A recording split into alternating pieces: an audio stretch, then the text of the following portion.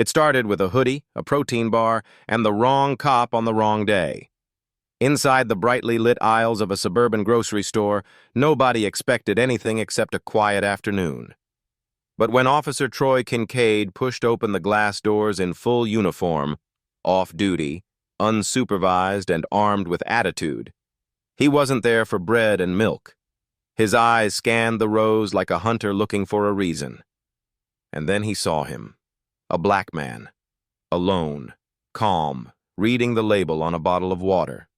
No cart, no groceries, just standing. Kincaid's instincts weren't about law or danger, they were about control. He approached, one hand on his belt, the other twitching near his radio, already playing a scene in his head, one where he got to put someone in their place. "Let's see some ID," he said. No hello, no context, just power laced with suspicion. The man blinked slowly. "For buying water?" he asked. Kincaid narrowed his eyes. "You're stalling.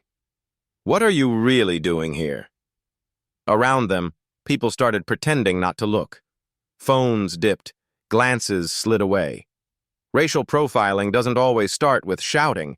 It often begins with a question that only some people ever get asked. The man in the hoodie didn't flinch. He didn't raise his voice. He simply asked, "Are you detaining me or just harassing me in public?" Kincaid stepped closer.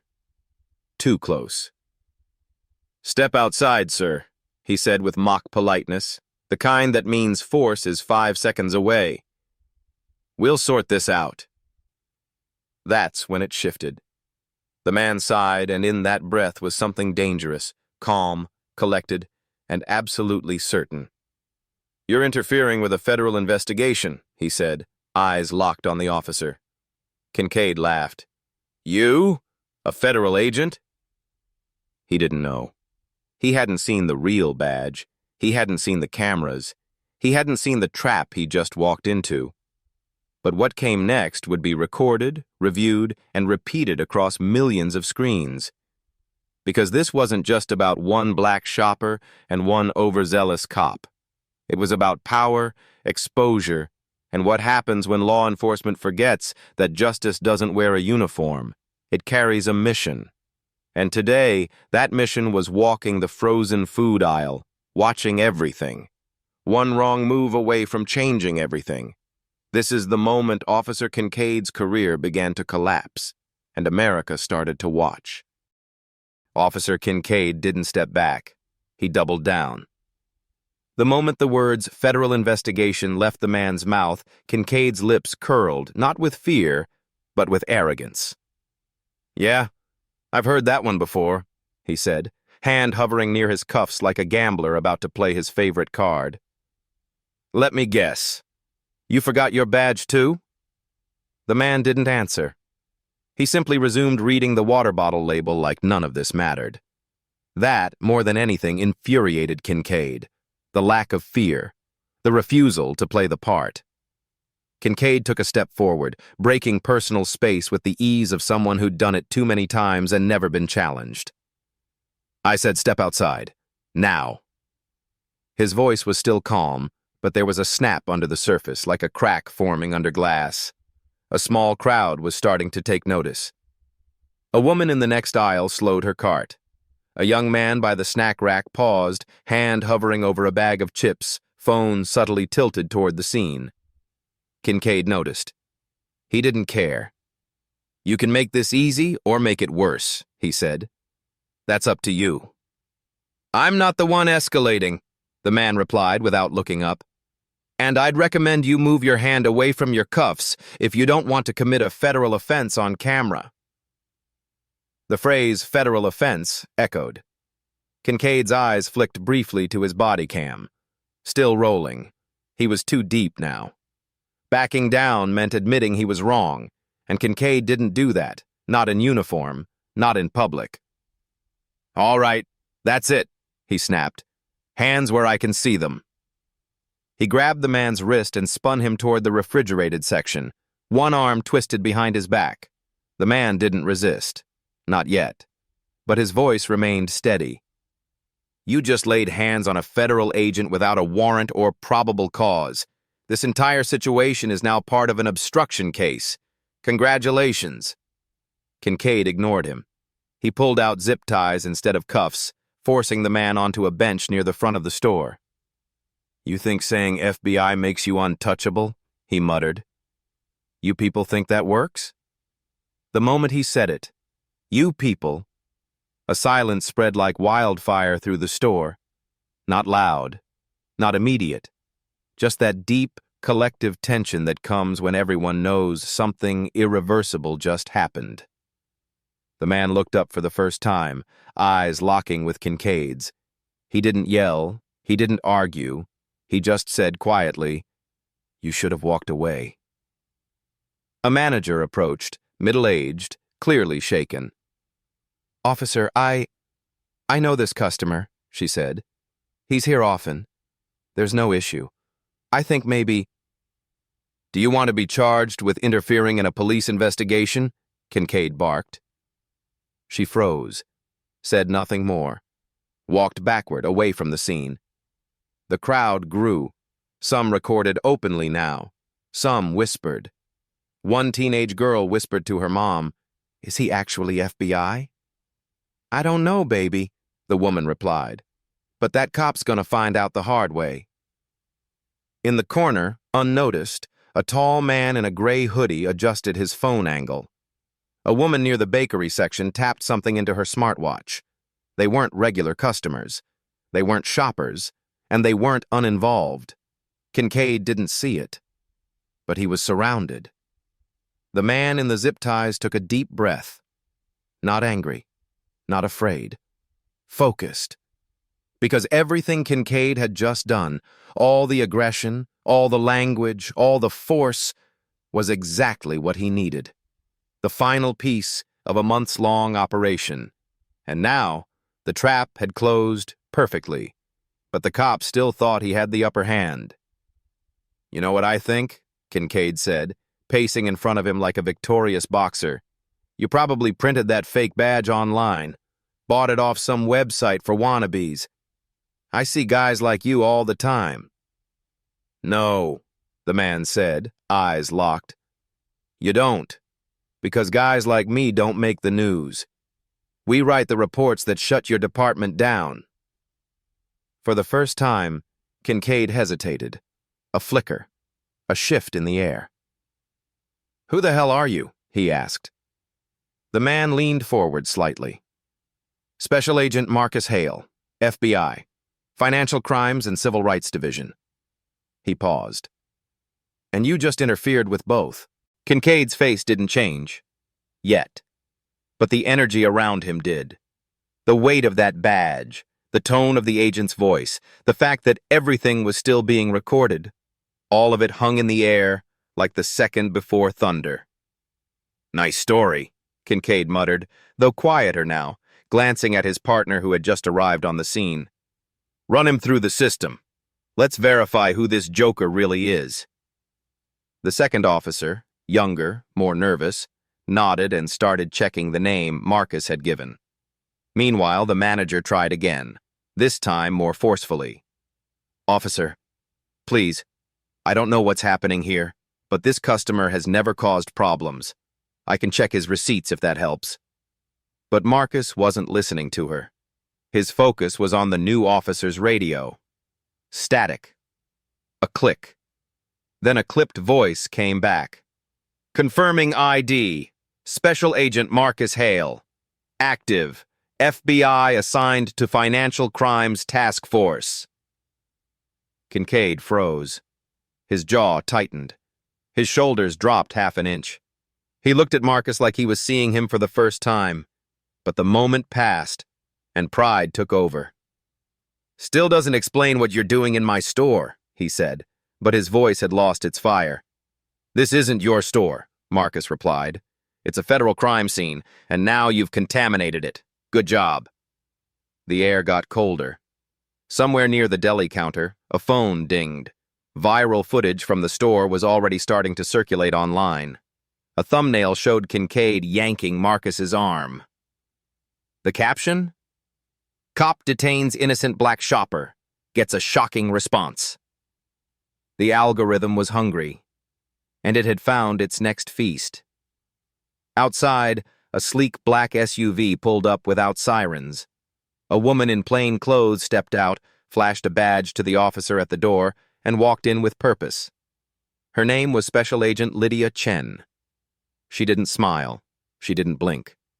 She walked straight up to Marcus, nodded once, then turned to Kincaid. "You're done," she said.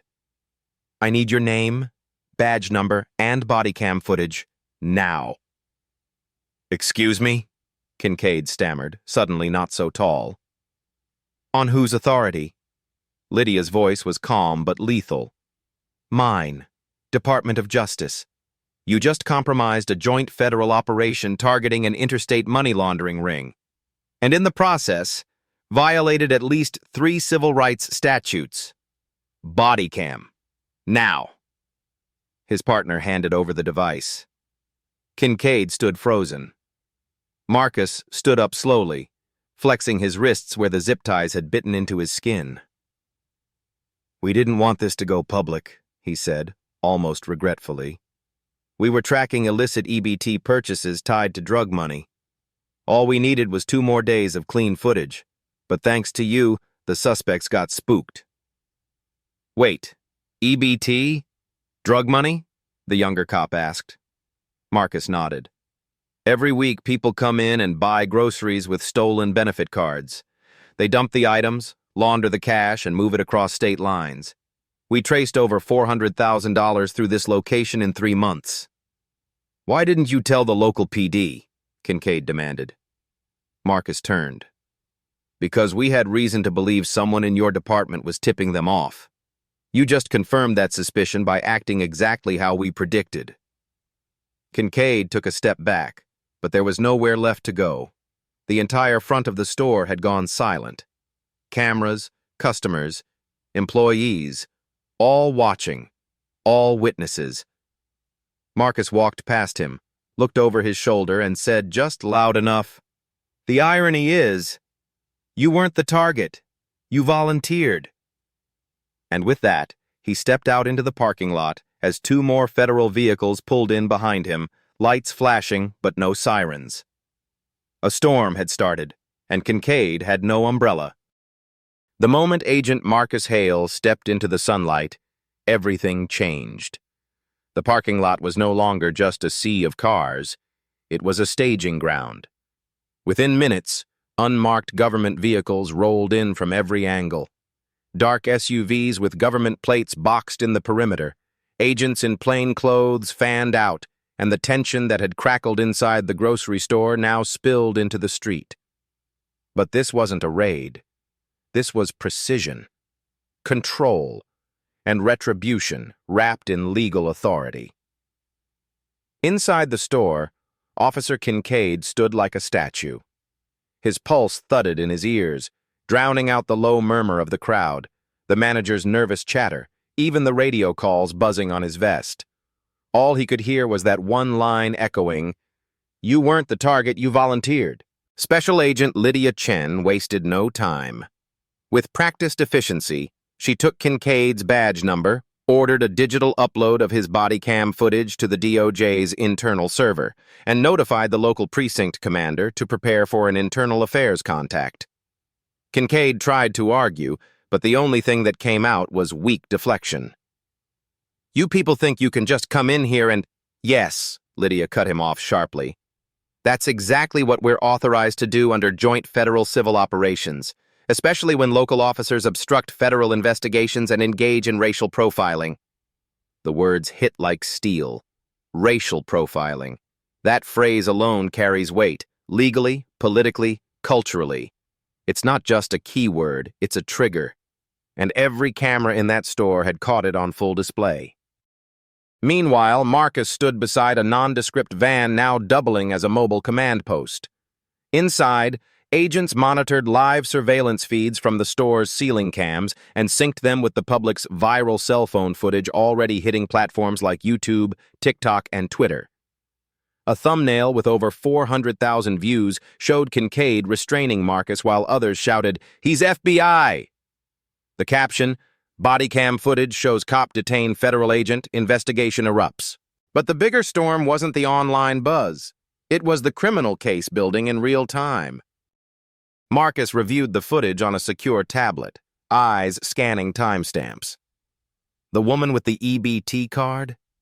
She'd already ditched her cart the moment the confrontation began. The transaction wasn't completed, meaning the laundered money would vanish into the network again. That small moment of ego from Kincaid had blown a 3-month undercover sting. And worse, the suspects now knew they were hot. "We had them," Marcus said quietly to Lydia. 2 more days and we could have followed the wire transfer to the holding account. "We'll get them," she replied. "But first, we deal with this." She turned to another agent and nodded. "Go public. We can't afford to let their narrative shape the story."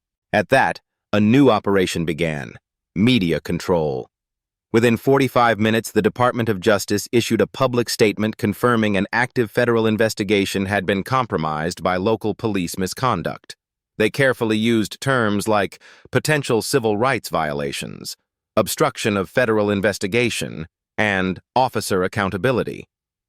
The press release included sanitized body cam images and official confirmation of Agent Hale's identity. News outlets swarmed like vultures. Back inside the grocery store, Kincaid's command staff finally arrived. Captain James Fuller, gray-haired, measured, tired, walked in and took one look at the situation.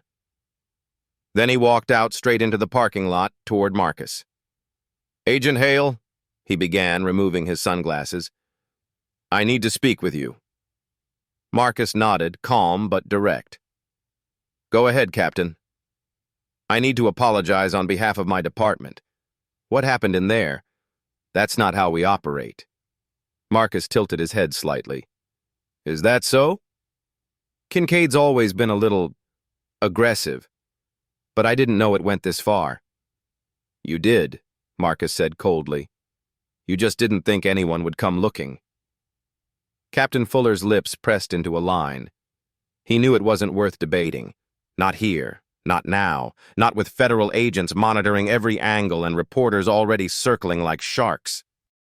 Then came the final nail. One of Lydia's agents approached with a tablet in hand. "We ran a pattern analysis on Kincaid's prior stops," he said. "He's pulled over and questioned black men in this zip code at a rate 5 times higher than any other officer. And in 90% of those stops, there was no arrest, no citation, just intimidation." Marcus didn't flinch. "Get me the body cam archives. We're reopening every incident. I want names, timestamps, and transcripts." "Yes, sir." From a simple grocery store sting to a full-scale civil rights investigation, the operation had evolved. Kincaid had no idea when he grabbed that man's arm that he was detonating a chain reaction across state and federal lines. But now it was too late. The story wasn't just about a wrongful detainment anymore. It was about systemic abuse, unlawful policing, and the abuse of authority under the guise of community safety. And Marcus Hale? He was no longer undercover. He was the face of federal justice, and this time, the camera was rolling for him. By early evening, the front of the grocery store had transformed into a staging area. Local news vans parked beside federal SUVs, their satellite dishes unfolding like claws toward the sky. Journalists swarmed the sidewalk, hungry for sound bites, but all they got was one line from a DOJ spokesperson. "The department is actively reviewing evidence of civil rights violations and obstruction of a federal investigation. No further comment at this time." That was all the public needed. The clips circulating online were enough to ignite firestorms across every social media platform.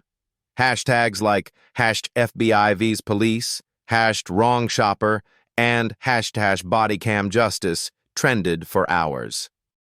Inside the mobile command post, Marcus Hale stared at the slow drip of video clips, witness statements, and audio logs coming in from civilian phones. He didn't look proud. He looked tired. 3 months of prep, he muttered, scrolling through surveillance frames of the EBT scam suspects slipping out the side exit as Kincaid detained him. And one man's ego tanked the whole thing. Lydia Chen nodded grimly.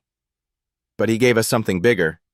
She tapped on a folder labeled Kincaid IA, a dossier of past complaints, all internally dismissed, reopened now under federal review.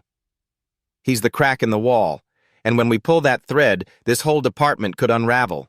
Meanwhile, at the precinct downtown, Kincaid was ushered into a side office. No badge, no gun, no command. He sat alone, face hollow, trying to understand what had just happened. His phone buzzed, lighting up with messages from colleagues, some concerned, most silent. One message stood out. They're saying you assaulted an agent on camera. DOJ's here. That's when reality cracked. His usual tactics, intimidation, bluster, denial, wouldn't work now. Not when body cam footage, civilian recordings, and live surveillance all told the same story. Not when his actions were being reviewed not just by local brass, but by federal prosecutors. Not when the man he tried to cuff was a senior agent with the full backing of the United States government. Back at the store, a woman named Renita Wills, one of the bystanders, approached Marcus as he stood by the entrance. She was still shaking from what she'd seen. "I just wanted to say thank you," she said softly. "My nephew. He had a run-in with that same cop last year. No charges. Just scared him half to death. We tried to complain. Nothing happened." Marcus turned to her, eyes steady. "I believe you. And I promise this time something will. Something." The wheels of justice were already turning. A federal inquiry was launched within 24 hours. A civil rights unit from the DOJ arrived in town, armed with subpoenas and historical case files.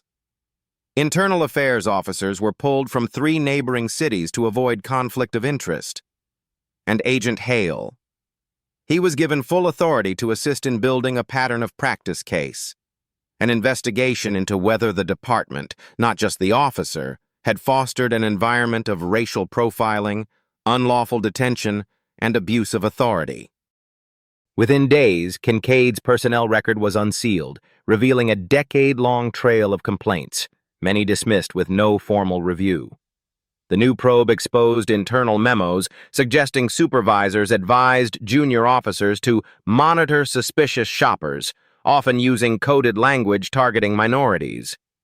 Those memos would become damning evidence in what the DOJ would later call a culture of tolerated misconduct. But perhaps the most viral moment came 3 days later, when body cam footage was officially released.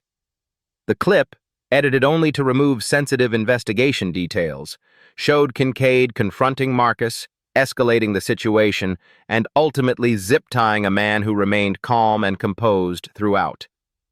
The final scene? Marcus stating his full title as a federal agent and warning that the officer had just compromised a federal case and triggered a civil rights review.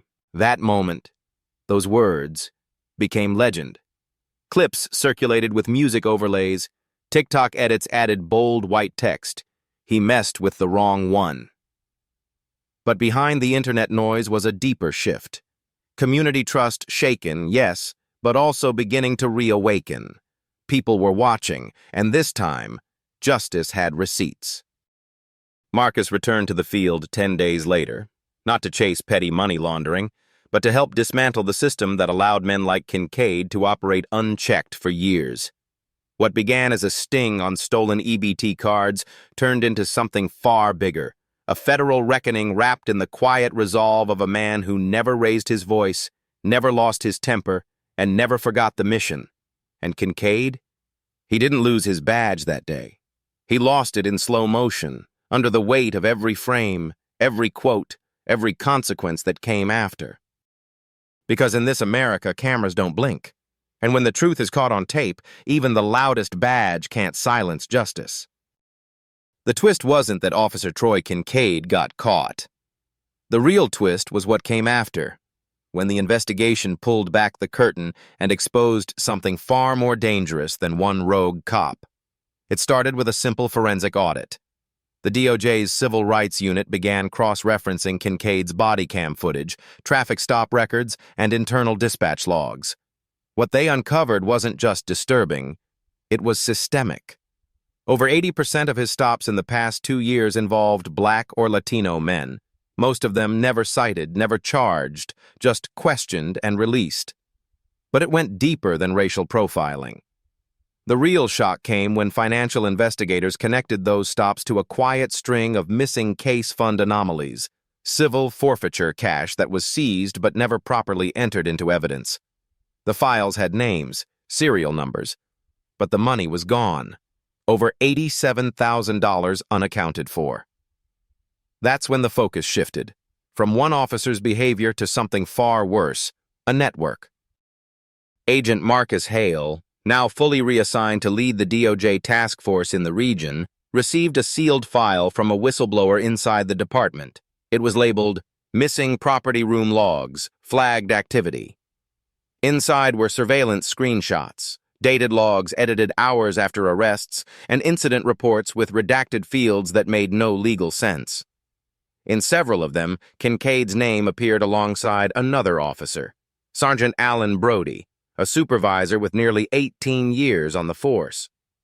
Brody had a spotless record, glowing performance reviews, and an iron grip on the evidence chain of custody protocol. But something wasn't right. In fact, nothing about this was right. Marcus convened a midnight meeting with a small circle of federal agents. Phones were placed in Faraday bags. Wi-Fi was shut off. Printed documents only. This wasn't just about abuse of power anymore. This was about organized corruption inside a law enforcement agency, and the racial profiling wasn't random. It was strategic.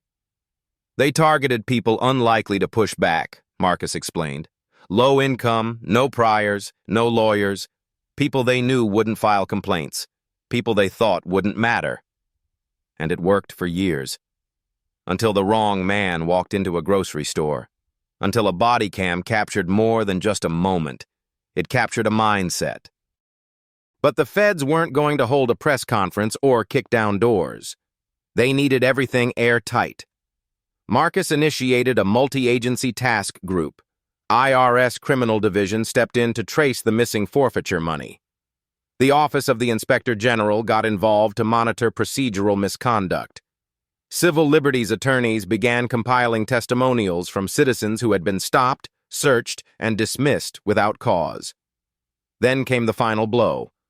A subpoena into the private banking transactions of Sergeant Brody revealed multiple cash deposits just under the reporting threshold.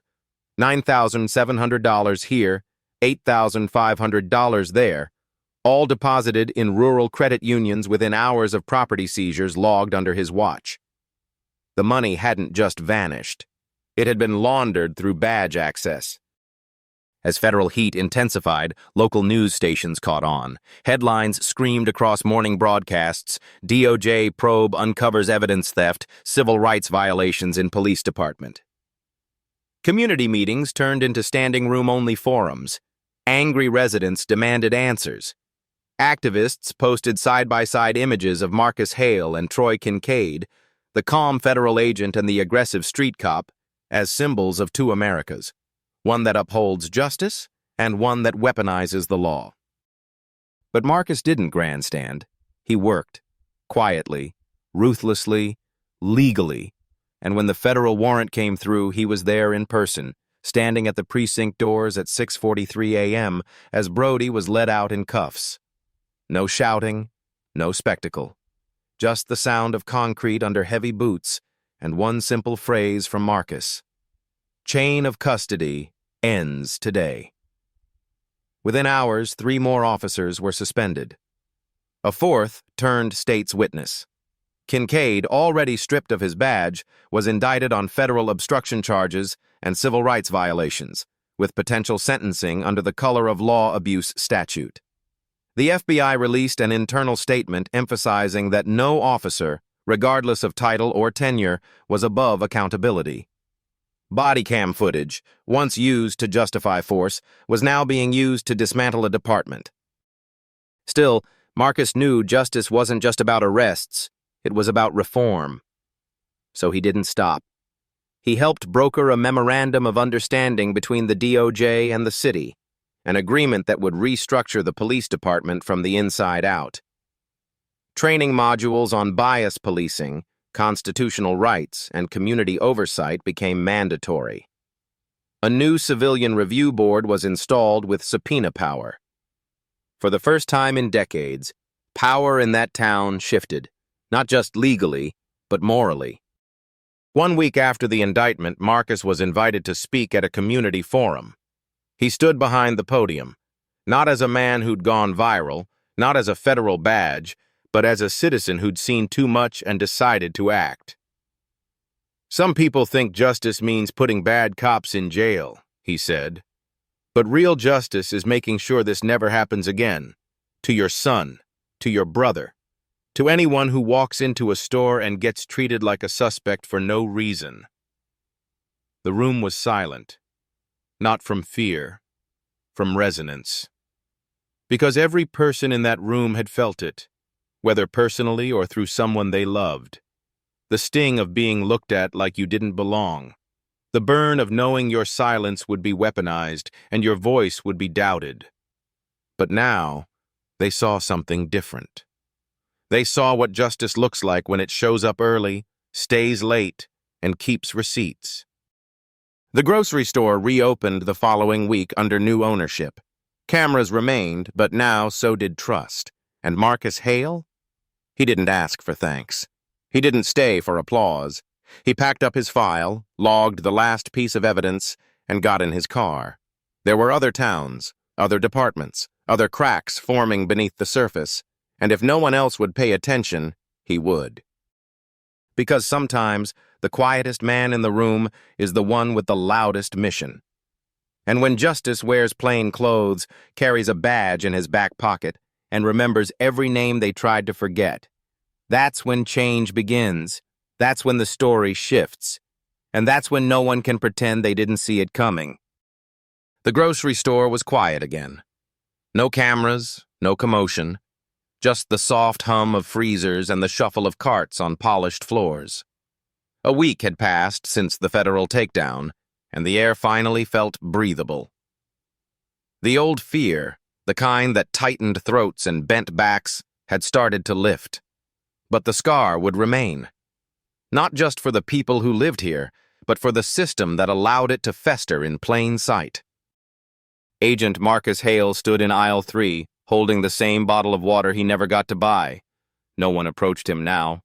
He wasn't a mystery anymore. He was a symbol of accountability, of quiet strength, of what happens when justice doesn't knock but walks straight in. A cashier gave him a respectful nod as he passed.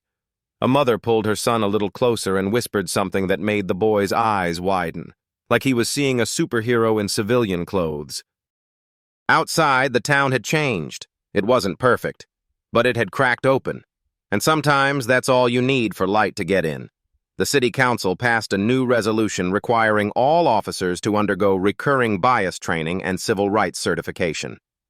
A local college launched a community law clinic offering pro bono defense for victims of wrongful stops and unlawful detention. And a young man who had once been slammed against a wall by Kincaid for loitering now volunteered at the center, helping others file complaints and demand accountability with legal backing. Marcus didn't do it for recognition. He did it because it had to be done. Because one confrontation in a grocery store had pulled back the curtain on something far deeper. Something generations old. And now that curtain was gone. Justice, he had said at the community forum, isn't about revenge. It's about prevention. It's about building a world where people don't have to fear the very ones sworn to protect them. He'd received hundreds of messages in the days after the incident. Some from strangers, some from former victims, and some from officers in other states thanking him for doing what they couldn't. One message stuck with him most. It was from a 17-year-old girl whose brother had been wrongfully searched 2 years prior. Her words were simple. He didn't believe people cared. After watching your video, he does now. Marcus saved that one. In Washington, his actions triggered ripples. The Office of Civil Rights issued new guidelines on racial profiling, specifically citing the Hale incident as a turning point. Departments across the country reviewed their stop-and-search data, and in more than a dozen cities, investigations began into officers who, like Kincaid, had slipped through the cracks for far too long. But for Marcus, it wasn't about numbers or headlines. It was about the boy who watched him at the store and saw something different. About the woman whose nephew could now walk a little taller. About the quiet victory of being treated, finally, as more than a threat. He left town quietly. No ceremony, no media. Just a rental car and a closed case file in the passenger seat. Another city needed him. Another system was waiting to be challenged. But before he drove off, he paused at a red light just outside the grocery store. The same bench he'd been zip-tied to was still there. Empty now. Quiet. And above it, the store had added a new sign. One that hadn't been there before. It read, "Everyone belongs here." He smiled just a little and drove on. Because justice doesn't need to shout. It doesn't need a badge flashing in the sun or a camera to prove it was there. Sometimes, the most powerful form of justice is the one that shows up looking like an ordinary man, buying a bottle of water, and leaving behind a world that's no longer the same.